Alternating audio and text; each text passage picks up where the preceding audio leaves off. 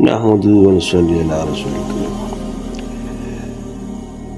حضور صلی اللہ علیہ وسلم کی امت اتنی قیمتی امت ہے کہ بعض انبیاء نے اس امت میں پیدا ہونے کی خواہش کی۔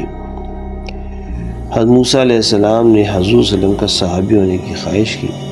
اخذ الالواح قرآن میں ایک دو الفاظ ہیں، ان کے متعلق قتادہ رضی اللہ عنہ نے کہا ہے کہ موسیٰ علیہ السلام نے کہا یا رب میں الواح میں لکھا پاتا ہوں کہ ایک بہترین امت ہوگی جو ہمیشہ اچھی باتوں کو سکھاتی رہے گی اور بری باتوں سے روکتی رہے گی۔ اے اللہ وہ امت میری امت ہو۔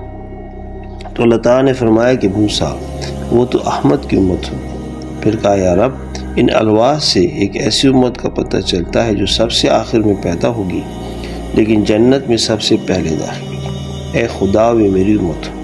اللہ تعالیٰ نے فرمایا وہ احمد کی امت ہے۔ پھر کہا یا رب اس امت کا قرآن ان کے سینوں میں ہوگا، دل میں دیکھ کر پڑھتے ہوں گے، حالانکہ ان سے پہلے کے سبھی لوگ اپنے قرآن پر نظر ڈال کر پڑھتے ہیں، دل سے نہیں پڑھتے، حتیٰ کہ ان کا قرآن اگر ہٹا لیا جائے تو پھر ان کو کچھ بھی یاد نہیں اور نہ وہ کچھ پہچان سکتے۔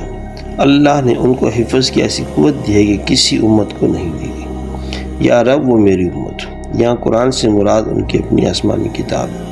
کہا اے موسیٰ وہ تو احمد کی امت ہے۔ پھر کہا یا رب وہ امت تیری ہر کتاب پر ایمان لائے گی، وہ گمراہوں اور کافروں سے قتال کریں گے، حتیٰ کہ کان دجال سے بھی لڑیں گے۔ الہی وہ میری امت ہے۔ اللہ نے کہا یہ احمد کی امت ہوگی۔ پھر موسیٰ علیہ السلام نے کہا یا رب الواح میں ایک ایسی امت کا ذکر ہے کہ وہ اپنی نذرانے اور صدقات خود آپس کے لوگ ہی کھا لیں گے، حالانکہ اس امت سے پہلے تک کی امتوں کا یہ حال تھا کہ اگر کوئی صدقہ یا نظر پیش کرتی اور وہ قبول ہوتی تو اللہ آگ کو بھیجتی اور آگ اسے کھا جاتی، اور اگر قبول نہ ہوتی اور رد ہوتی تو پھر بھی وہ اس کو نہ کھاتے بلکہ درندے اور پرندے آ کر کھا جاتے، اور اللہ ان کے صدقے ان کے امیروں سے لے کر ان کے غریبوں کو دے گا۔